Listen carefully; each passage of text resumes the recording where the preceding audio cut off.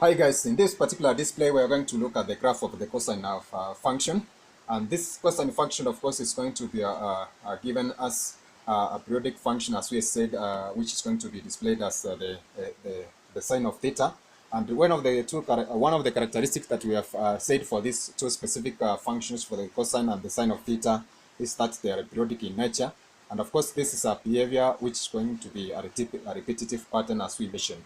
So in a sense, if we try to look at this table, then therefore we can be able to note the similarities between the cosine and the sine of theta as if it's on terms of a period, and then the domain, and then therefore we're going to see that there's one slight variation whereby one of them is going to be even for the cosine of theta, and the sine of theta is going to be odd in that specific respect.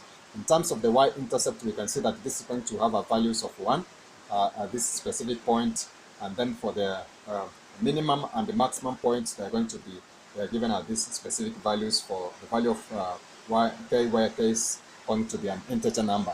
The range for the function of the cosine of theta is going to be between negative and positive 1, as we have said, and the domain is going to consist of all real numbers which are going to be displayed in this specific respect. Now this is going to assist us contrast between these two functions for the sine and the cosine of theta, which are going to give us a relationship that is going to exist between the two, and perhaps some of the characteristics which we may pinpoint as similar ones, of course, insofar as their graphs are concerned. So catch us in our next video as we're going to look at other various areas of this specific function.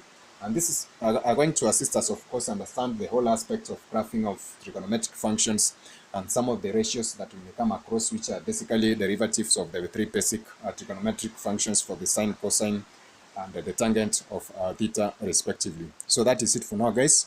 Bye. God bless.